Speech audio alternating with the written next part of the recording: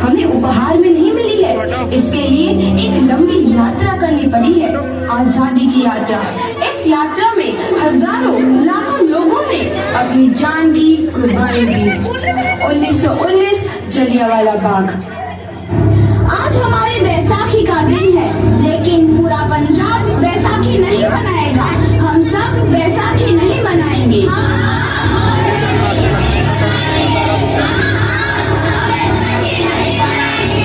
जब तक हम अंग्रेजों को भारत से बाहर नहीं निकाल देते, पूरा पंजाब बैसाखी नहीं मनाएगा। अच्छा, तो तुम सब हमारा विरोध करता है।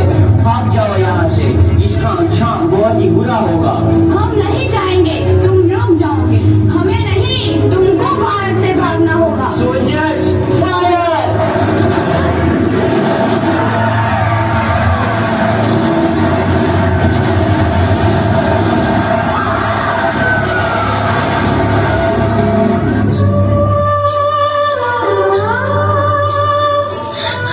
ये जमीन हमारी, ये धरती हमारी, ये खेत हमारे।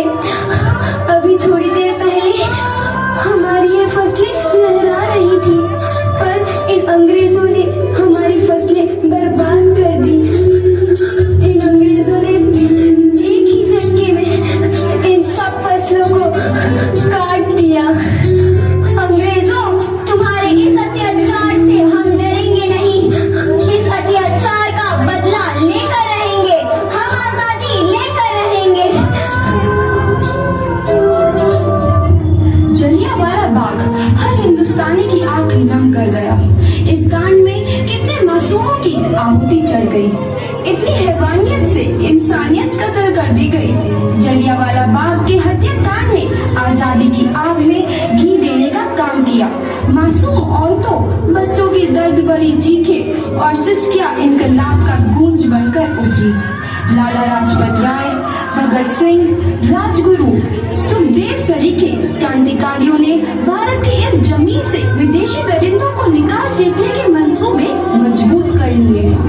8 अप्रैल 1929 लाला लाजपत राय के नेतृत्व में साइमन कमीशन के खिलाफ एक भारी जुलूस निकाला गया। साइमन कमीशन वापस जाओ! साइमन कमीशन वापस जाओ! साइमन कमीशन वापस जाओ! साइमन कमीशन वापस जाओ! साइमन कमीशन वापस जाओ!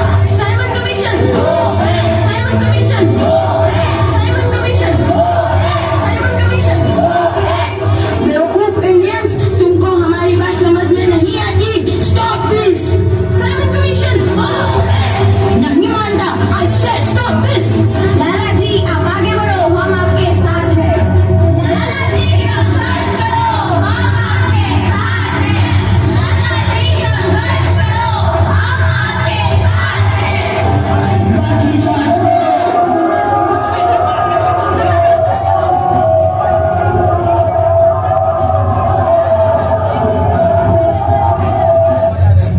लाला जी को तो बहुत गहरी चोट लगी है, उनका सर फट गया है। एक लाठी अंग्रेजी सरकार के कफन में कील का काम करेगी। ये आजादी की लड़ाई रुकनी नहीं चाहिए। ये जिम्मेदारी मैं तुम सबको सौंप कर जा रहा हूँ। लाला लाजपत राय की दर्दनाक मौत के बाद भगत सिंह, सुखदेव, राजगुरु वतन के इन मतवालों के खून में ऐसा उबाल आया जिसका सामना करना अंग्रेजी सरकार के लिए मुश्किल हो गया। अंग्रेजों को करारा जवाब देने के लिए स्कॉट और सैंडर्स को मारने की रूपरेखा रची गई।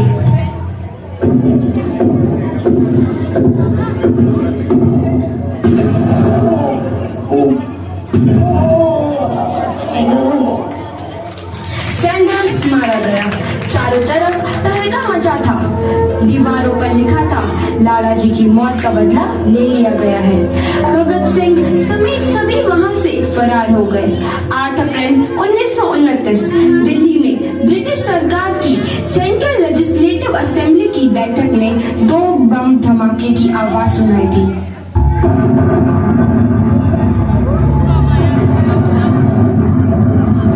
इन धमाकों ने अंग्रेजी हुकूमत को हिला कर रख दिया। इस घटना को अंजाम देने वाले भगत सिंह, राजगुरु और सुखदेव ने अपने आप को दिया। 1930 को अदालत ने अपना फैसला सुनाया।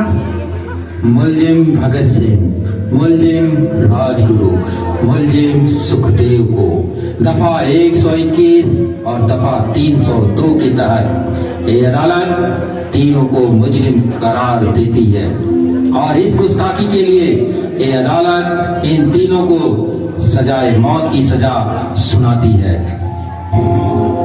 सरफरोशी की तमन्ना अब हमारे दिल में है, देखना है जोर कितना बाजुए कातिल में है।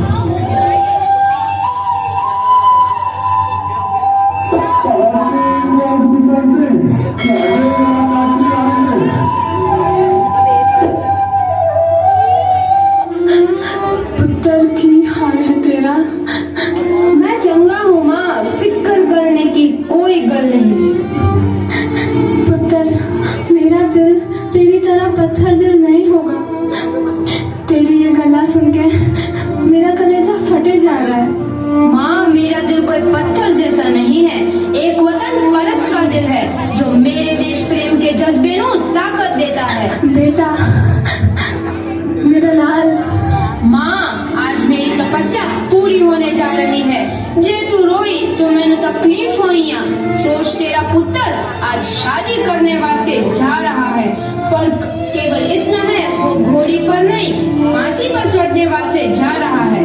आज तू क्रांतिकारी की माँ है, कल तू एक शहीद की माँ होगी। माँ, पुत्र भगत, तू इतनी छोटी उम्र में हम सबको छोड़ के चला जाएगा? तूने जिंदगी में देखा ही क्या है पुत्र? मैंने अपनी माँ देखी है जिसने मुझे एक ही बात बताई है कि बेटे, अपने देश के लिए एक बार मरना 100 बार जन्म लेने के बराबर होता है। अच्छा माँ, अब आशीर्वाद दे, आखिरी बार विदाई लेने का समय आ गया है। भगत, मेरे लाल,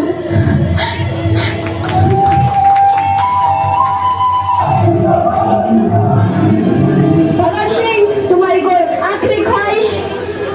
हमारे हाथ खोल दिए जाए। हम तीनों दोस्त एक दूसरे से गले मिलना चाहते हैं। उनके हाथ खोल दिए जाए।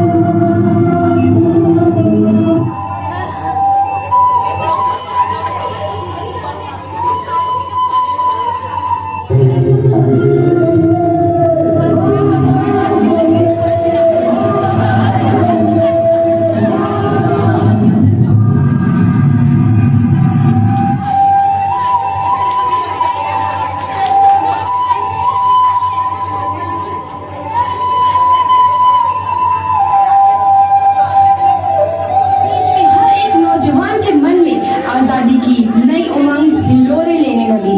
अंग्रेजों भारत छोड़ो का नारा जोर पकड़ रहा था। सबने एक आजाद भारत का सपना देखना आरंभ कर दिया था। हर कोई अपने अपने ढंग से इस महायज्ञ में अपनी आहुति दे रहा था। सुभाष चंद्र बोस, रानी लक्ष्मीबाई, तात्या टोपे और मंगल पांडे जैसे शहीदों की कुर्बानी रंग लाई। 15 अगस्त 1947 को भारत आजाद हुआ।